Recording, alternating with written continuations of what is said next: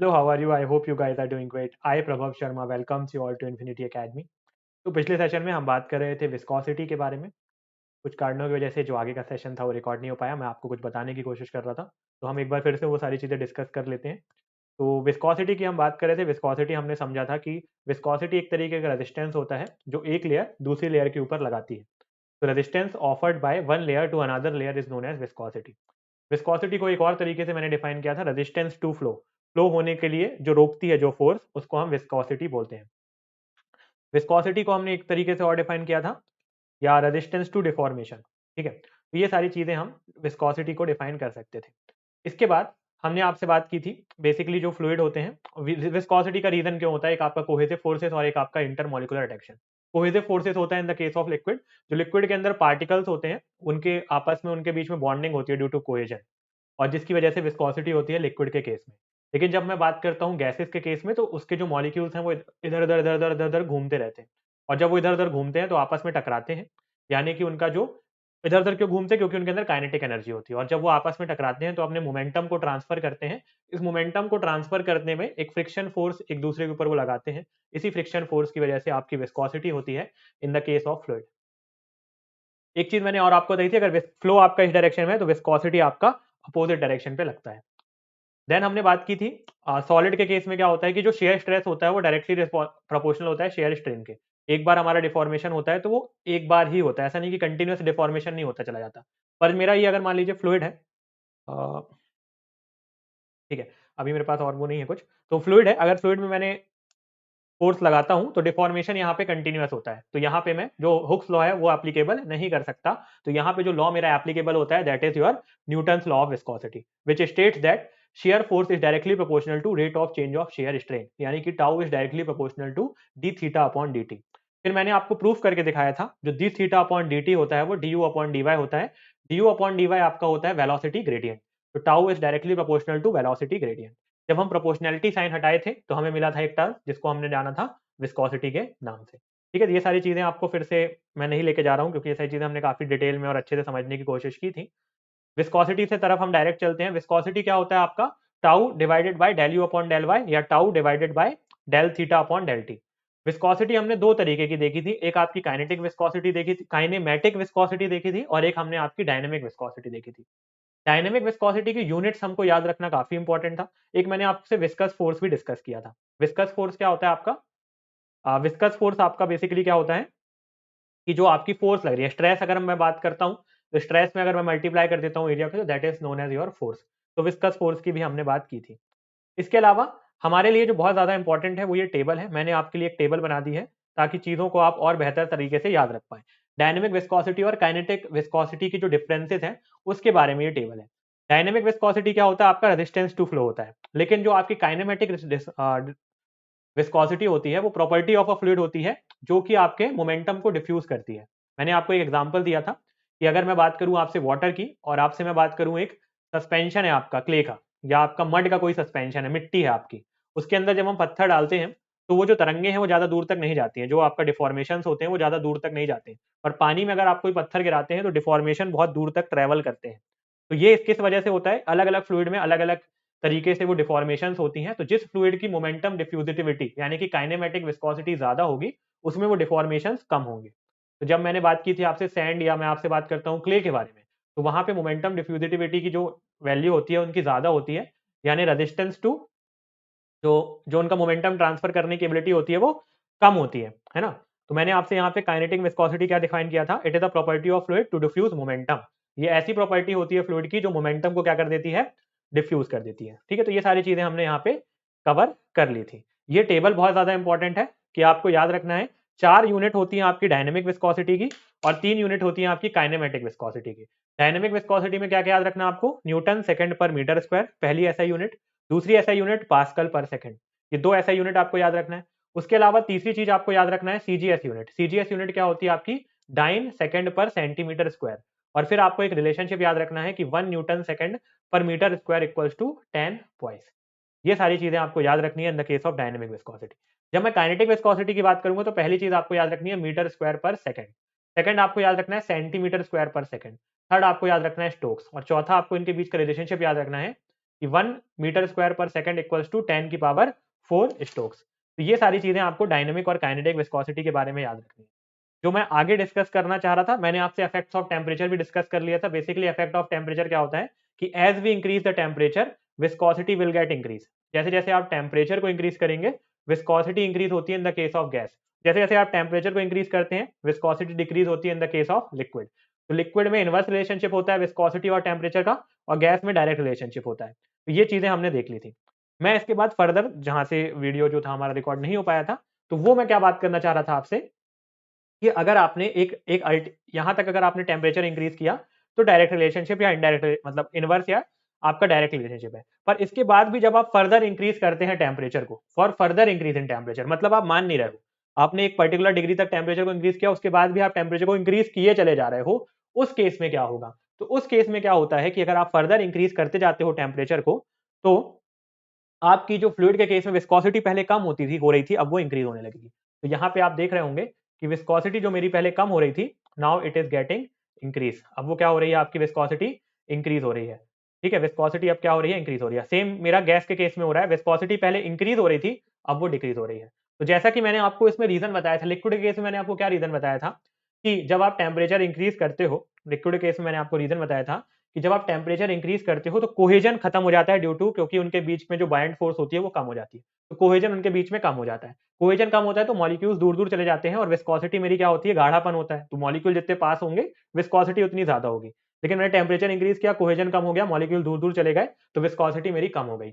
लेकिन मान लीजिए ये आपके फ्लूइड पार्टिकल थे, ये अब दूर दूर चले गए। ठीक है, ये फ्लूइड पार्टिकल थे, अब ये दूर दूर चले गए, पर आप टेम्परेचर इंक्रीज करते जा रहे हो, ये और दूर जाएंगे।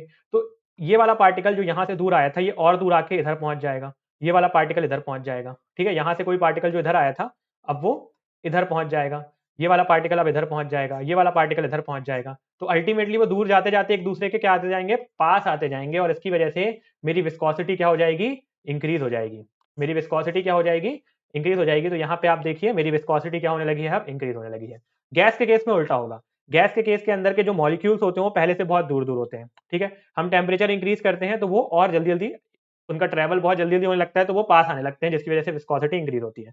टेम्परेचर हमने इंक्रीज किया तो मॉलिक्यूल के जो पार्टिकल थे बहुत दूर दूर ऐसे थे, इधर उधर जा रहे थे, वो एकदम से क्या आ गए, पास आने लगे, है ना, टकराने लगे एक दूसरे से आके, क्योंकि बहुत जल्दी जल्दी इधर उधर जा रहे थे, तो आपस में आके टकराने लगे। तो उसकी वजह से विस्कोसिटी इंक्रीज हो गई। अब आप टेम्परेचर और इंक्रीज करते जा रहे हो, इंक्रीज करते जा रहे हो, टकरा टकरा के फिर वो वापस जाते रहेंगे, तो जाते जाएंगे तो आपकी विस्कोसिटी फिर कम होती जाएगी। तो जब आप फर्दर इंक्रीज किए जा रहे हो, टेम्परेचर में इंक्रीज किए जा रहे हो, जब आप मान नहीं रहे हो, तब ये सिचुएशन अराइज होती है। पर जनरल केस में टेम्परेचर और विस्कोसिटी इनवर्स होते हैं लिक्विड के केस में, और टेम्परेचर और विस्कोसिटी डायरेक्ट होते हैं इन द केस ऑफ गैस। तो आपको इतना पॉइंट यहाँ पे समझ में आना चाहिए और याद होना चाहिए कि दोनों चीजों का हम किस तरीके से एनालिसिस करते हैं। तो ये हमारा पूरा रिलेशन जो विस्कोसिटी का पार्ट था वो खत्म हो गया है। अब यहाँ पे आज इस वाले सेशन में मैं आपसे बात करने वाला हूँ rheological behaviour of fluid. Most important unit है, बहुत ही थोड़ी-सी बहुत ही ज़्यादा कॉम्प्लेक्स यूनिट है ना? क्योंकि ये जो हमारी रियोलॉजिकल बिहेवियर है, अगर आप अलग-अलग बुक को रेफर करेंगे तो सब जगह अलग-अलग तरीके से डिफाइन किया गया है।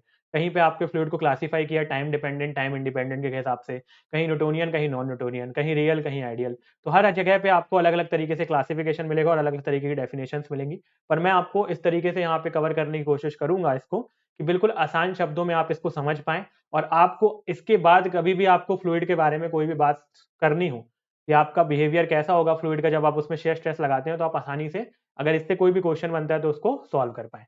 तो चलिए हमारी जो नेक्स्ट यूनिट है, नेक्स्ट यूनिट तो नहीं बोलेंगे हम इसको, नेक्स्ट टॉपिक बोलेंगे। तो हमारा जो नेक्स्ट टॉपिक है वो है आपका rheological behaviour of fluid.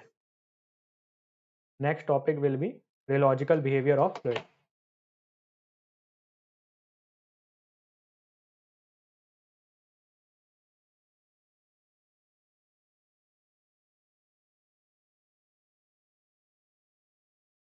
Rheological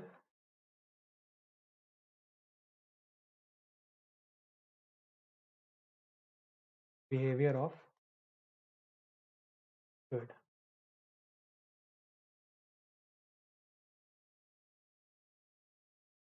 ठीक है, तो इसको अगर मैं पहले समझने की कोशिश करता हूँ कि रियोलॉजी क्या होता है।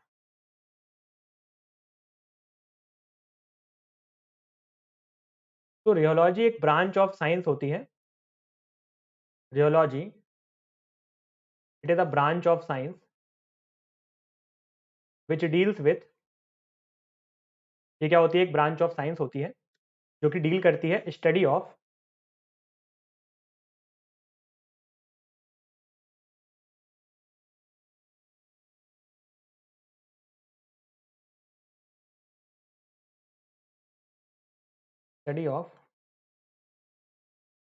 फ्लो, बिहेवियर ऑफ फ्लूइड और मैटर।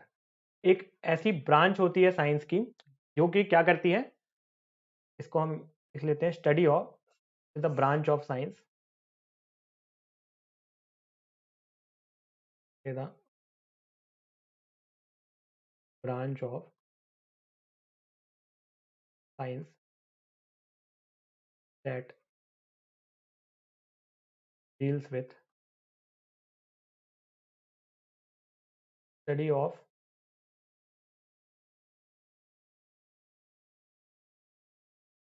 बिहेवियर ऑफ फ्लूइड और मैटर। ठीक है, अभी जो हम बात करेंगे, यहाँ पे जो हम बात करेंगे बेसिकली आपका यहाँ पे क्या होगा, इस केस में जब हम बात करेंगे तो यहाँ पे हम बेसिकली एम करेंगे आपका कि जो डिफॉर्मेशन होता है फ्लूइड का जब हम उसमें शेयर स्ट्रेस को अप्लाई करते हैं, तो in this case it is the, in this case it aims to identify deformation of matter under influence of shear stress। ठीक है, तो it aims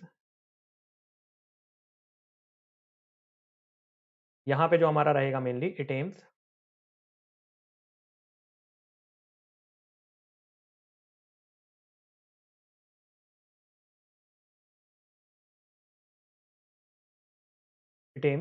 to identify deformation of matter, to identify deformation of matter, identify deformation of matter under the influence of shear stress, under the influence of shear।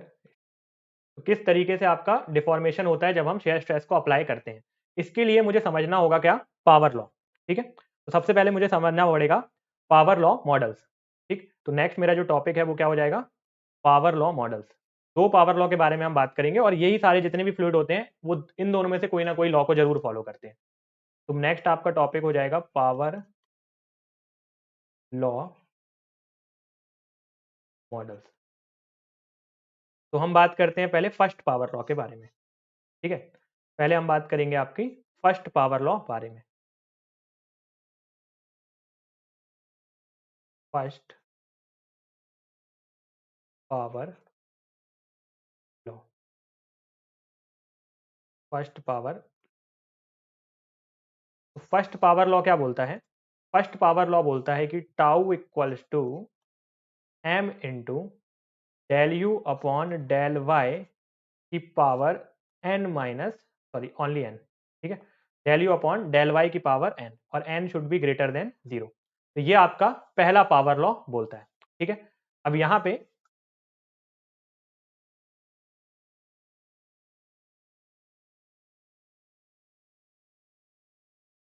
अगर यहाँ पे basically मेरे को क्या relation मिला, tau equals to M into del you upon del y power n. ठीक है, और N should be greater than 0। तो यहाँ पे मेरा एन क्या बताता है और एम क्या बताता है, तो एन मुझे बताता है आपका फ्लो इंडेक्स और एम मुझे बताता है कंसिस्टेंसी इंडेक्स। ठीक है, एम मुझे बताता है फ्लो इंडेक्स और एन मुझे बताता है कंसिस्टेंसी इंडेक्स। ठीक, अब इसमें एक पॉइंट आपको और याद रखना है, एम तो आपको बता रहा है फ्लो इंडेक्स और एन आपको बता रहा है कंसिस्टेंसी इंडेक्स। यहीं से हम क्या रिलेशनशिप, यहां से हम, मैं एक चीज आपको बताऊंगा वो है आपका एपरेंट विस्कोसिटी। ठीक है, यहीं से हम डिराइव करेंगे एपरेंट विस्कोसिटी को, एपरेंट विस्कोसिटी। तो एपरेंट विस्कोसिटी क्या होता है आपका, ये रेशियो होता है आपका शेयर स्ट्रेस और डिफॉर्मेशन का। ठीक है, जनरली हमारी जो डायनेमिक विस्कोसिटी होती है उसी से रिलेटेड होता है। जब हम फ्लूइड की बात करते हैं तो हम थोड़ा सा अभी बेसिक लेवल पे फ्लूइड को एनालाइज करते हैं ना, बहुत डीप में तो अभी हम नहीं जाते हैं। तो हम क्या मान के चलते हैं कि जो हमारी डायनेमिक विस्कोसिटी है वो मेरी वही मेरी एपरेंट विस्कोसिटी होती है। पर अगर मैं काफी डिटेल में जाऊं तो वो दोनों चीजें एक नहीं होती। आपकी डायनेमिक विस्कोसिटी अलग होती है और आपकी एपरेंट विस्कोसिटी अलग होती है। लेकिन जब हम बेसिकली बात करते हैं आपकी न्यूटोनियन फ्लूइड के बारे में, जितना भी हम एनालिसिस करते हैं वो न्यूटोनियन फ्लूइड के बारे में बात करते हैं, तो only in the case of Newtonian fluid, सिर्फ और सिर्फ न्यूटोनियन फ्लूइड के केस में आपकी एपरेंट विस्कोसिटी और डायनेमिक विस्कोसिटी सेम होती है। तो अपरेंट विस्कोसिटी क्या होती है आपकी? Ratio of shear stress to deformation. ठीक है, ये इसका मतलब होता है। अब इसी जो फॉर्मूले से पावर लॉ, जो मेरी फर्स्ट पावर लॉ है, यहीं से मैं अपरेंट विस्कोसिटी का फॉर्मूला डिराइव करूंगा। तो टाउ इक्वल्स टू क्या होता है मेरा? Tau equals to M into del you upon del Y की पावर एन होता है। तो क्या मैं इसको ऐसे लिख सकता हूँ? Tau equals to M into del you upon del Y की power N minus one into del you upon del Y. क्या मैं इसको ऐसे लिख सकता हूँ? क्यों ऐसे लिख सकता हूँ? जब बेस सेम होता है तो पावर को ऐड कर लेते हैं हम, del you upon del y. तो इसको मैं जब n minus one plus one करूंगा तो ये क्या आ जाएगा? Del you upon del Y की पावर एन। तो यही तो मेरा था ना ये। तो इसको मैं एन माइनस वन इस तरीके से लिख सकता हूँ, है ना? यहाँ पे हम लिख लेते हैं, आपको और आसानी होगी समझने में। इसको मैं कैसे लिख सकता हूँ? M into del you upon del Y की power N minus one plus one. इसको फिर मैंने अलग अलग करके लिख लिया। अब यहाँ पे मुझे जो इक्वेशन मिली, तो मैं क्या कर रहा हूँ? Del you upon del Y को इस तरफ ले जाता हूँ। तो टाउ अपॉन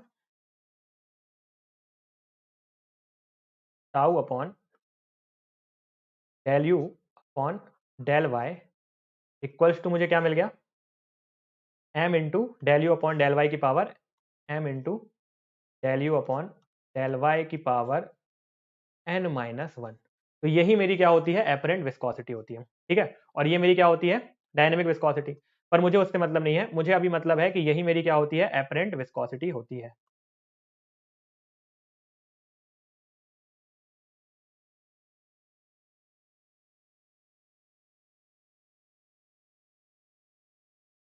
यही मेरी क्या होती है? Apparent viscosity.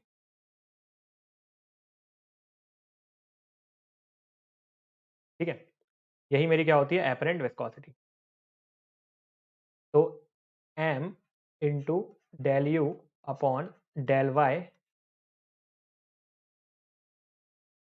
M into del you upon del Y की power n minus one. This is known as my apparent viscosity. ठीक है, क्लियर है? अभी यहाँ पे जरूरत नहीं पड़ेगी, पर आगे जहाँ पे जरूरत पड़ेगी मैं आपको बताऊंगा। ठीक है, ठीक है। तो ये मेरी पहली चीज हो गई, ये मेरी क्या होती है? Apparent viscosity. ठीक, ये मेरा कैसा हो गया? फर्स्ट पावर लॉ मैंने यहाँ पे देख लिया।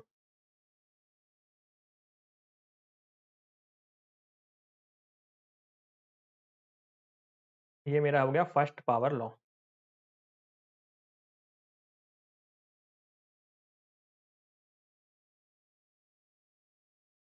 ठीक है, ये मेरा फर्स्ट पावर लॉ है। अब मैं बात करता हूँ सेकंड पावर लॉ के बारे में।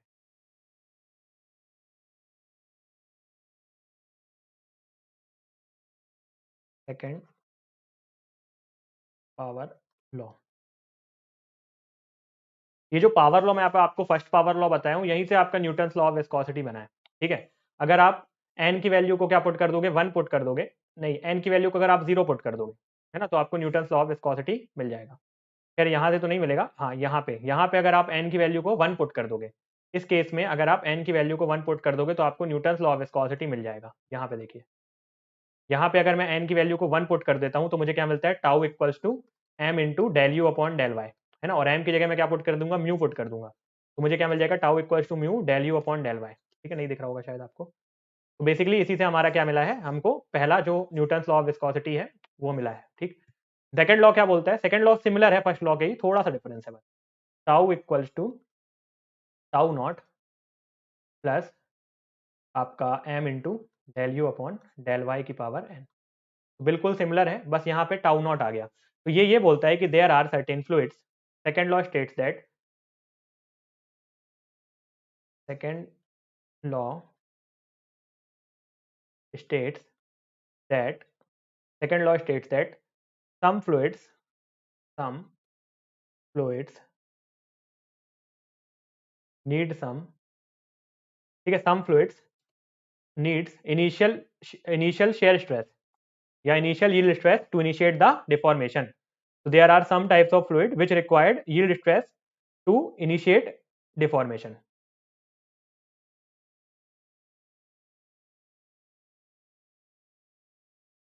There are some fluids which requires initial yield stress to initiate the deformation. ठीक है, टू इनिशिएट द डिफॉर्मेशन. अब यहाँ पे जो आपका टाउ नॉट है वो आपका इनिशियल स्ट्रेस है, इनिशियल यील्ड स्ट्रेस. अब आप बोल रहे होंगे ये कौन से फ्लूइड है जिनको शुरू में इनिशियल रिलीज यानी इसका मतलब ये है कि मान लीजिए कोई फ्लूइड है, उसमें जब तक मैं फोर्स नहीं लगाऊंगा तब तक वो डिफॉर्म करना शुरू नहीं करेगा. टूथपेस्ट देखा आपने, टूथपेस्ट को जब तक हम पीछे से दबाते नहीं है उसके अंदर का फ्लो बाहर आता नहीं है. तो वो जो फ्लूइड होता है वो सेकंड पावर लॉ को फॉलो करते हैं, एक तरीके का वो बिंघम प्लास्टिक फ्लूइड होता है. ठीक है, टूथपेस्ट क्या होता है आपका, बिंघम प्लास्टिक फ्लूइड होता है. तो बेसिकली उस तरीके के फ्लूइड होते हैं जिनको शुरुआत में कुछ स्ट्रेस चाहिए होता है ताकि वो डिफॉर्म कर पाए, ताकि वो फ्लो कर पाए. डिफॉर्म भी सही नहीं होगा, ताकि वो फ्लो कर पाए. ठीक है, तो बिना स्ट्रेस के वो फ्लो बिल्कुल भी नहीं करेंगे. पानी ऐसा नहीं होता, पानी तो अपने आप भी फ्लो करने लग जाता है. ठीक है, पानी को आप ऐसे रखोगे उल्टा, ठीक है, तो under the influence of gravity वो फ्लो करने लगेगा. टूथपेस्ट को उल्टा आप रखते जाना, कितने दिन भी रख देना, वो फ्लो नहीं करेगा जब तक आप पीछे से नहीं दबाओगे. अगर आप ऐसे पकड़ के रखोगे टूथपेस्ट को, तो कितनी टाइम तक भी आप टूथपेस्ट को ऐसे पकड़ के रखेंगे, उसके अंदर से टूथपेस्ट बाहर नहीं आएगा जब तक आप उसके पीछे प्रेशर नहीं लगाएंगे. तो ऐसे फ्लूइड जिसको हमको कुछ प्रेशर देना हो ताकि वो डिफॉर्म होए, उसको हम बोलते हैं कि वो सेकंड लॉ ऑफ जो हमारा पावर लॉ है उसको फॉलो करते हैं. ठीक है, तो ये हमारी कुछ जनरल बेसिक बातें हो गई रियोलॉजिकल बिहेवियर समझने के पहले. अब मैं आपको बताता हूँ टाइप्स ऑफ फ्लूइड. ठीक है, बिल्कुल माइक्रो लेवल पे मैं आपको टाइप्स ऑफ फ्लूइड बताऊंगा. नेक्स्ट हम बात करेंगे आपका टाइप्स ऑफ फ्लूइड. थोड़ा पेन चेंज कर लेते हैं, बड़ा कर लेते हैं.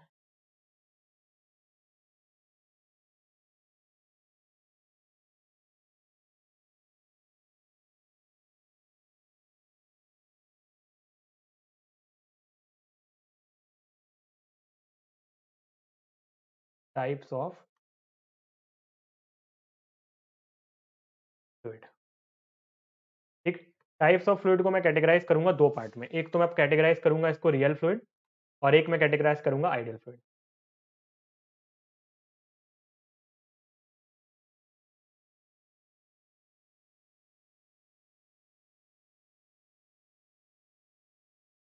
ठीक, एक मैं कैटेगराइज करूंगा रियल और एक मैं कैटेगराइज करूंगा आइडियल. ठीक है, एक आपका हो जाएगा रियल फ्लूइड और एक आपका हो जाएगा आइडियल फ्लूइड.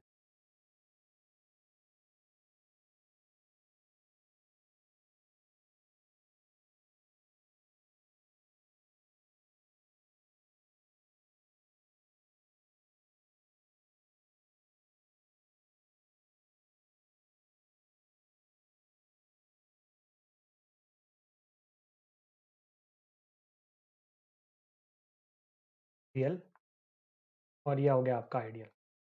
ठीक, फिर रियल में आपके फर्दर आ जाते हैं न्यूटोनियन और नॉन न्यूटोनियन फ्लूइड. तो रियल में आपको फर्दर क्लासीफाई करना होगा.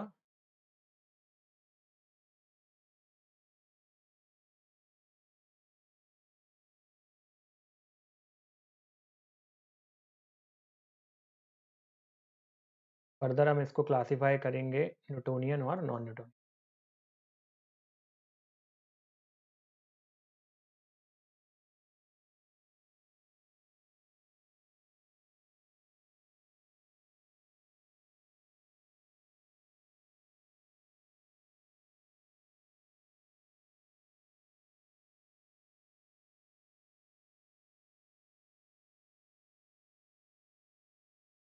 न्यूटोनियन. ठीक है, अब ये जो नॉन न्यूटोनियन है इसको मैं फर्दर क्लासीफाई करूंगा. ये जो नॉन न्यूटोनियन फ्लूइड है इसको मैं फर्दर क्लासीफाई करूंगा time dependent and time independent fluids में.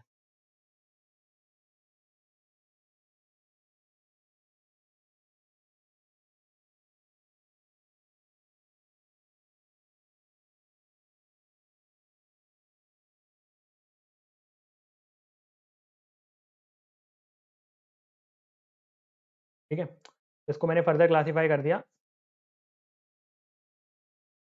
Time dependent and time independent. इसके आगे जब मैं इनको और फर्दर क्लासीफाई करूंगा तो मैं आपको बताता जाऊंगा टाइम डिपेंडेंट और टाइम इंडिपेंडेंट। फिर इंडिपेंडेंट को मैं फर्दर क्लासीफाई करता हूँ बिंघम प्लास्टिक, रियोपैक्टिक और सिडोप्लास्टिक। ठीक है, तो खैर वो हम सॉरी सिडोप्लास्टिक और डायलेटेंट और आपका बिंघम प्लास्टिक, ये टाइम इंडिपेंडेंट होते हैं। और इसके बाद जो आपके टाइम पे डिपेंडेंट होते हैं वो आपका रियोपैक्टिक और थिक्सोट्रोपिक। तो ये आपके टाइम डिपेंडेंट होते हैं, तो वो हम आगे क्लासीफाई कर लेंगे। बहुत ज़्यादा क्लासिफिकेशन अभी करेंगे तो कंफ्यूज हो जाएंगे। इंडिपेंडेंट, ठीक है, तो ये मेरा कंप्लीट क्लासिफिकेशन होता है। ये मेरा कंप्लीट क्लासिफिकेशन होता है। खैर कंप्लीट अभी भी नहीं है, इसको मैं और फर्दर क्लासीफाई कर सकता हूँ, पर इसके बाद अभी क्लासीफाई करना अभी मुझे ज़रूरी नहीं लग रहा है, क्योंकि फिर आपको कन्फ्यूजन हो सकता है। ठीक है, तो अभी हम इतना ही क्लासिफिकेशन रखेंगे इसको। इसके आगे जब मैं आपको पढ़ाऊंगा टाइम डिपेंडेंट या टाइम इंडिपेंडेंट बताऊंगा, तो हम फिर इसको आगे इसका क्लासिफिकेशन देखेंगे। ठीक है, ठीक है, इसके बाद रियल फ्लूइड आपका आइडियल फ्लूइड, हाँ इसको और फर्दर कैटेगराइज करेंगे हम। ठीक है, इसके बाद भी ये होता है। के बाद दो फ्लूइड में आपका रहेगा यहाँ पे, एक तो न्यूटोनियन एक नॉन न्यूटोनियन। ठीक है, फिर एक आपका होगा आइडियल रियल, और एक आपका होता है रिजिड फ्लूइड। एक आपका आ जाएगा रिजिड फ्लूइड। तो इसको आप यहीं पे ले लीजिए, इसको ऊपर ही हम क्लासीफाई कर लेते हैं रिजिड को, है ना, छोटा सा टॉपिक रहेगा आपका रिजिड फ्लूइड।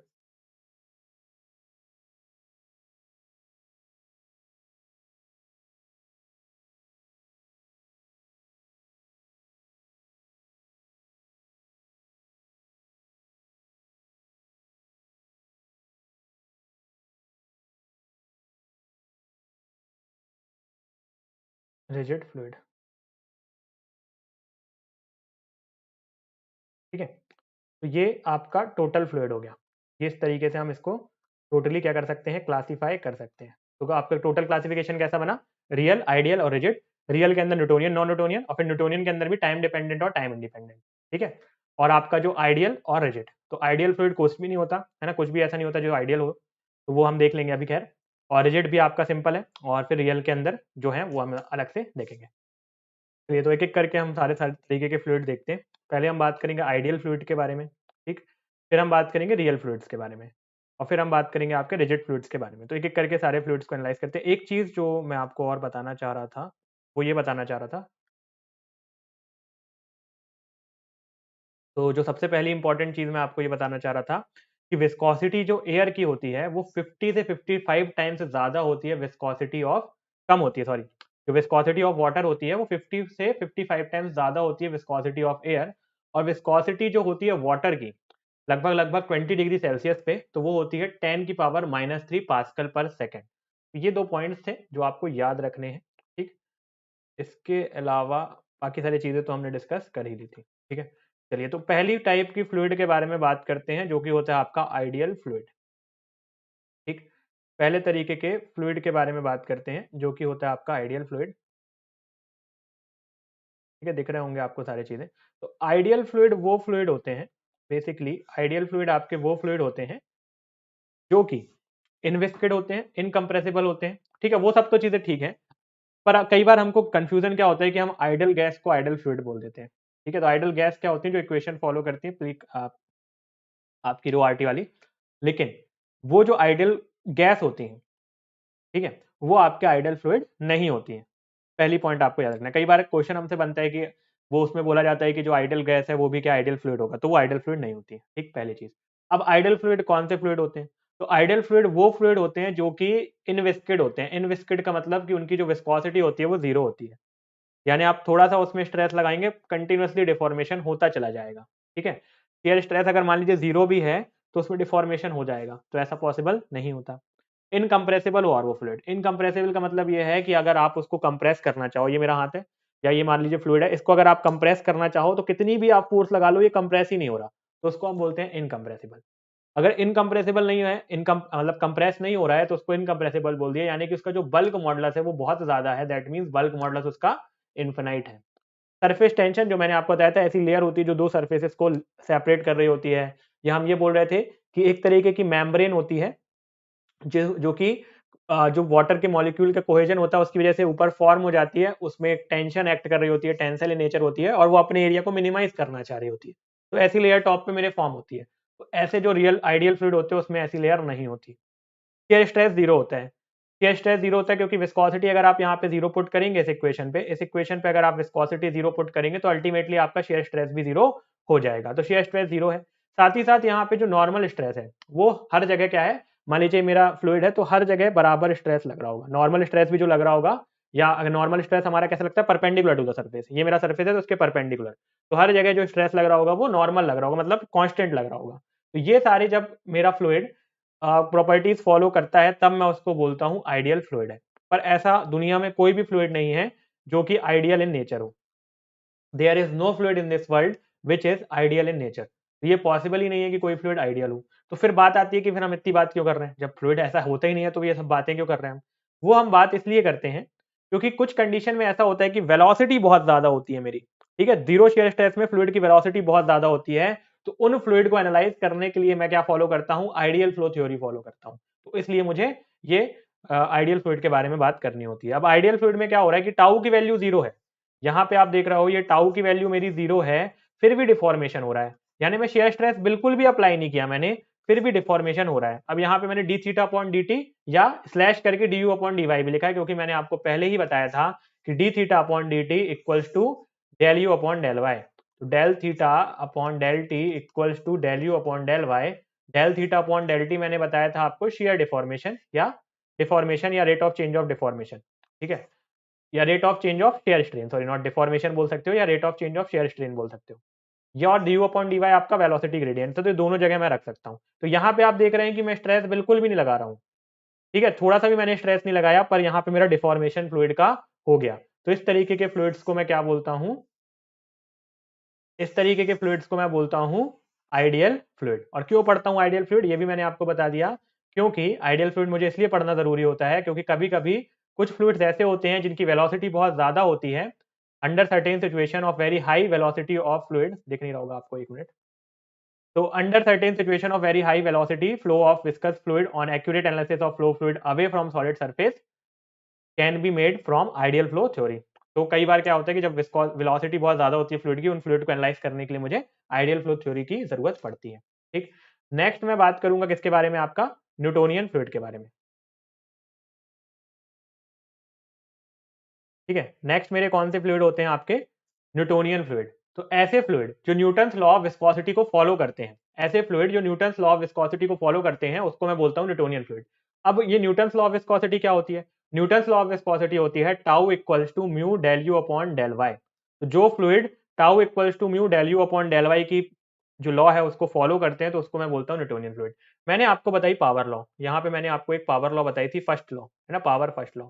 तो अगर मैं वैल्यू पे इस वैल्यू पे क्या पुट कर दूं, 1 पुट कर दूं, अगर n की वैल्यू 1 पुट कर दूं तो मुझे क्या मिलेगा, tau equals to m del you upon del y. तो यहाँ पे मैं देख रहा हूँ कि पावर लॉ में जब मैं n की वैल्यू 1 पुट कर रहा हूँ तो मुझे न्यूटन्स लॉ मिल जा रहा है। तो I can conclude that Newton's law is derived from power law. ठीक है, सिंपल है। और यहाँ पे दूसरी चीज मैं ये कंक्लूड कर सकता हूँ कि tau equals to mu del you upon del y, इस लॉ को वो फॉलो कर रहे हैं। यानी जिस तरीके से मेरा शेयर स्ट्रेस बढ़ेगा उसी तरीके से मेरा शेयर स्ट्रेन भी बढ़ेगा। यानी शेयर स्ट्रेस बढ़ाऊंगा तो शेयर स्ट्रेन बढ़ेगा, यानी कि इन दोनों के बीच का जो रिलेशनशिप है वो कैसा होगा, लीनियर होगा। तो यहाँ पे आप देख पा रहे हैं कि जो मेरा शेयर स्ट्रेस है और जो मेरा शेयर स्ट्रेन है, इनके बीच का रिलेशनशिप कैसा है, बिल्कुल लीनियर है। ठीक है, अब यहाँ पे कुछ चीजें मुझे और एनालाइज करने की जरूरत है। ठीक है, कुछ चीजें मुझे यहाँ पे और एनालाइज करने की जरूरत है। क्या क्या चीजें और एनालाइज करने की जरूरत है मुझे, देखिए।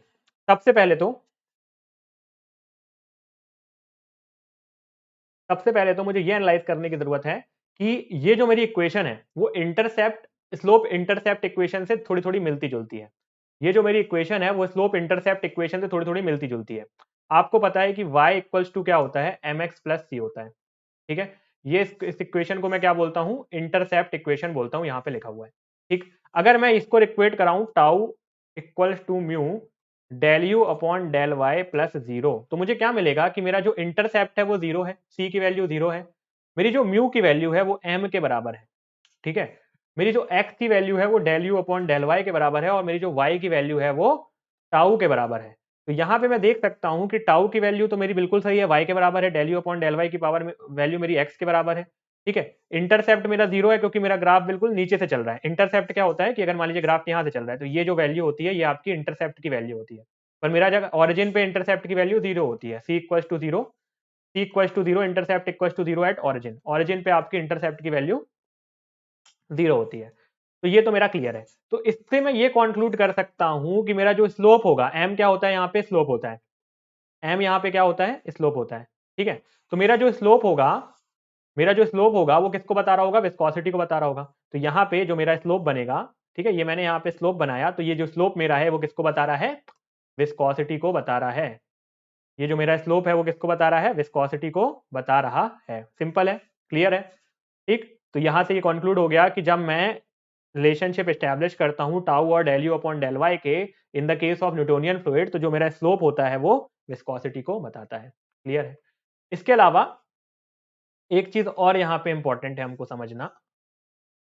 वो क्या जरूरी है हमें समझना कि न्यूटन्स लॉ ऑफ विस्कोसिटी में जो आपकी अपरेंट विस्कोसिटी होती है वो डायनेमिक विस्कोसिटी के बराबर होती है। ठीक है, मैंने आपको अपरेंट विस्कोसिटी का रिलेशनशिप बताया था, mu equals to del you upon del Y की पावर n-1। ठीक, यहाँ पे n की वैल्यू क्या होती है, मैंने आपको यहाँ पे बताया ना, n की वैल्यू यहाँ पे क्या होती है, 1 होती है। ठीक है, यहाँ लिख लीजिए आप, n इक्वल्स टू 1 होता है। ठीक है, n की वैल्यू यहाँ पे 1 होती है। तो जब आप न्यूटन्स लॉ ऑफ विस्कोसिटी में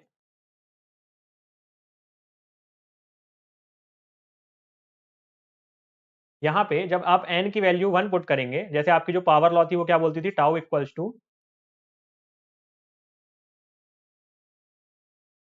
पावर लॉ हमारी बोलती थी tau equals to m into del you upon del Y की पावर n। ठीक है, n हमने यहाँ पे क्या पुट कर दिया, 1 पुट कर दिया। इसको लिख लीजिए आप, according to power law,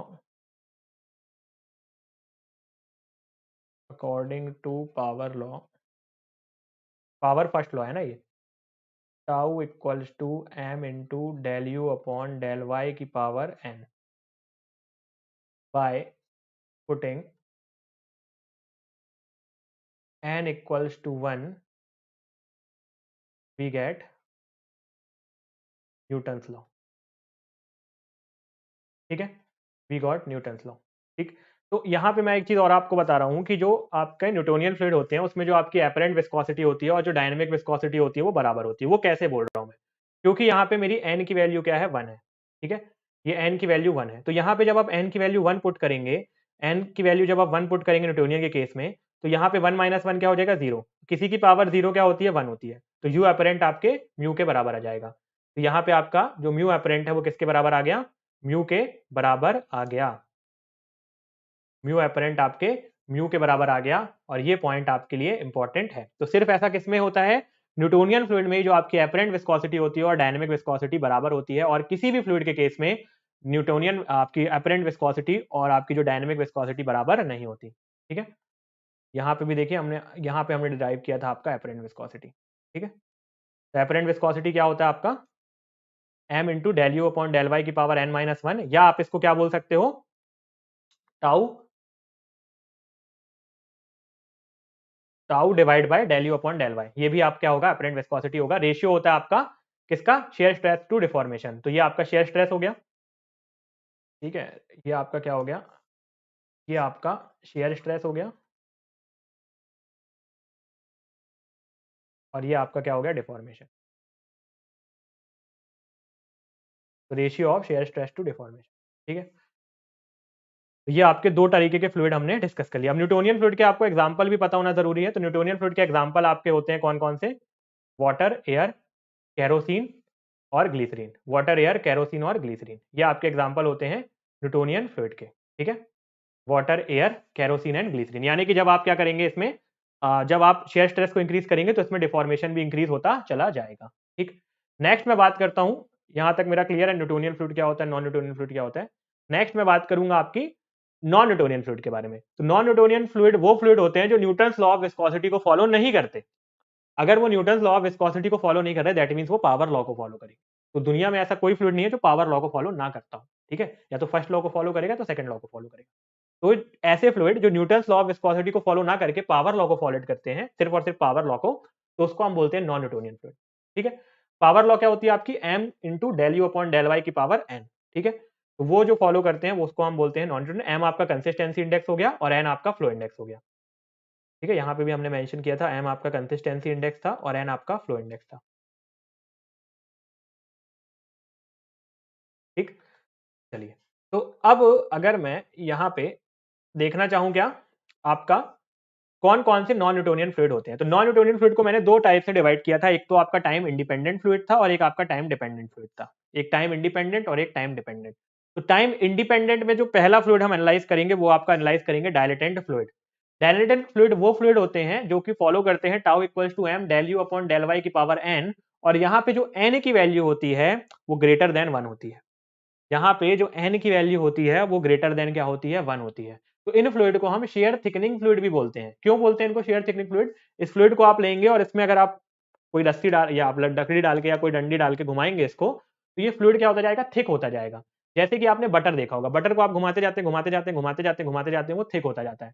sugar को अगर आप शुगर को फेंटते जाएंगे फेंटते जाएंगे फेंटते जाएंगे, तो वो क्या होता जाती है, थिक होती जाती है। जैसे आपने चाशनी देखी होगी, उसको हम घुमाते जाते हैं तो वो थिक होती जाती है। क्विकसैंड को आप घुमाते जाएंगे वो थिक होता जाएगा, स्टार्च को आप घुमाते जाएंगे वो स्टिक होता जाएगा।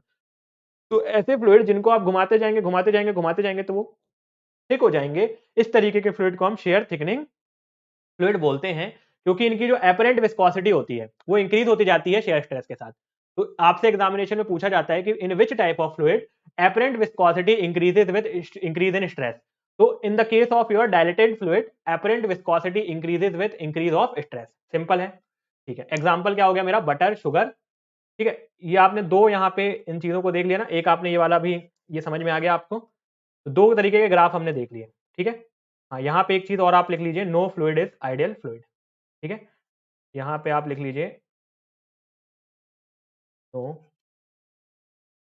Fluid is ideal fluid. तो कोई भी फ्लूइड आपका दुनिया में आइडियल नहीं होता है। ठीक, तो नॉन न्यूटोनियन फ्लूइड में हम बात करते हैं इसके डायलेटेंट फ्लूइड के बारे में। इसके एग्जांपल क्या हो गया आपका, बटर, शुगर इन वाटर और आपका स्टार्च। ठीक, अब इसका जो डायग्राम है, इसका जो फ्लो है, वो हम पहले इसका जो सेकंड टाइप ऑफ फ्लूइड है जो कि सिडोप्लास्टिक फ्लूइड है उसको डिस्कस करेंगे, और फिर दोनों ग्राफ में आपको साथ में बनाऊंगा। बस इसमें आप ये समझिए कि अगर मैं ग्राफ आपको एक ग्राफ बनाऊं यहाँ पे, तो जैसे जैसे अगर मैं यहाँ पे टाउ दिखा रहा हूँ और यहाँ पे आपका del you upon del y और del theta upon del t दिखा रहा हूँ, तो जैसे जैसे आपकी विस्कोसिटी बढ़ रही है, शियर स्ट्रेस बढ़ रही है, विस्कोसिटी, डायनेमिक विस्कोसिटी भी आपकी इंक्रीज हो रही है। तो ये इस तरीके से बनेगा। ठीक है, इस तरीके से इसका ग्राफ बनेगा कि जैसे जैसे आप शेयर स्ट्रेस को इंक्रीज कर रहे हैं आपकी डायनेमिक विस्कोसिटी भी इंक्रीज हो रही है। ठीक, तो ये आपको हम अब इसके बाद नेक्स्ट सेशन में इसके आगे की चीजें डिस्कस करेंगे। ठीक है, और इसके बाद हम जो और तरीके की हमारे फ्लो होते हैं उनके बारे में बात करेंगे। ठीक है, इस सेशन के लिए इतने रखते हैं, एक बार चीज़ों को रिवाइज कर लेते हैं। क्या-क्या चीज़ें हमने देखी, काफ़ी सारी चीज़ें हमने डिस्कस की हैं इसमें, इस सेशन में। सबसे पहले मैंने आपको और फर्दर इंक्रीज़ अगर टेम्परेचर में, कल के सेशन में नहीं हो पाया था ये, वह खैर मैंने रिकॉर्ड किया था लेकिन वो नहीं हो गया था, मिस हो गया था। तो अगर आप क्या कर रहे हैं, टेम्परेचर को इंक्रीज़ कर रहे हैं तो आपकी विस्कोसिटी एक हद तक तो कम होती है लिक्विड में, पर और टेम्परेचर को इंक्रीज़ करने की वजह से वो इंक्रीज़ हो जाती है। और गैस के केस में उल्टा होता है, पहले तो इंक्रीज़ होती है और टेम्परेचर इंक्रीज़ करते हैं तो डिक्रीज़ हो जाती है। ये तो क्लियर था हमको। फिर हम बात करें रियोलॉजिकल बिहेवियर ऑफ फ्लूइड के बारे में। Rheological behaviour of fluid.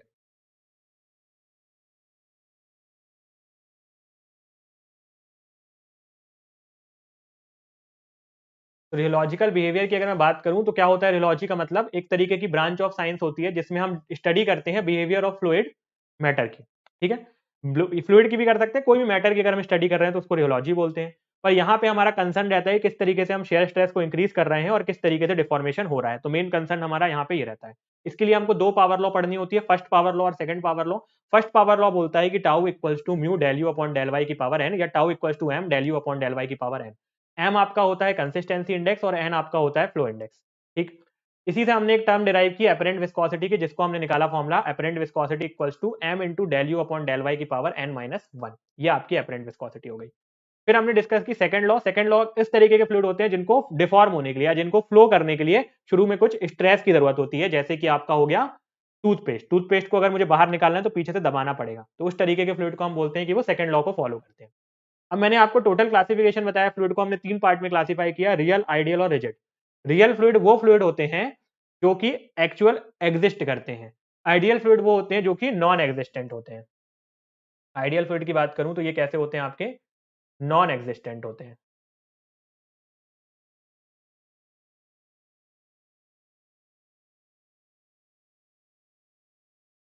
Ideal fluid आपके non existent,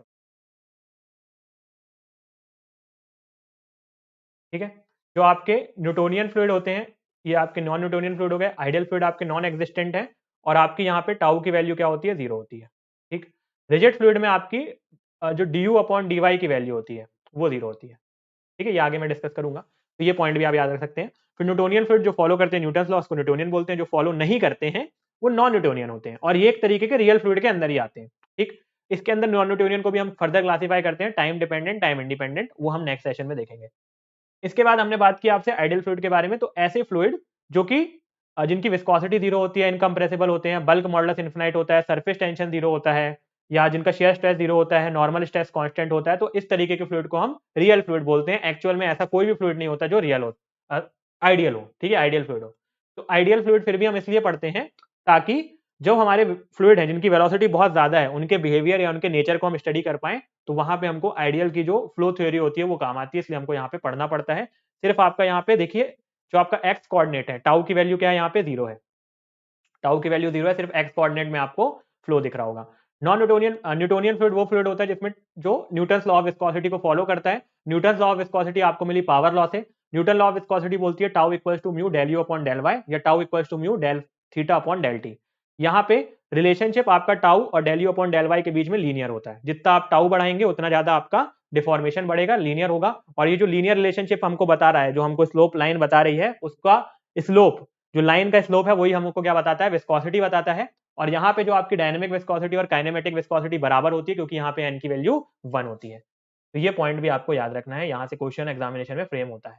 non Newtonian fluid वो फ्लूइड होते हैं जो कि न्यूटन्स लॉ ऑफ विस्कोसिटी को फॉलो नहीं करते हैं, वो पावर लॉ को फॉलो करते हैं। अब एन की वैल्यू के हिसाब से अलग अलग तरीके के फ्लूइड होते हैं, जिसमें हमने पहले देख रहे हैं एन की वैल्यू अगर ग्रेटर देन 1 है तो डायलेटेंट, जिसको शेयर थिकनिंग फ्लूइड भी बोलता है। अब मैं आपको ट्रिक बताता हूँ, कौन सी ट्रिक से आप इसको याद रख सकते हैं। खैर हम नेक्स्ट सेशन में ट्रिक वगैरह सब डिस्कस करेंगे, इसको फिर से क्लासीफाई वगैरह देखेंगे अच्छे से, ठीक है। इस सेशन के लिए इतने ही रखते हैं।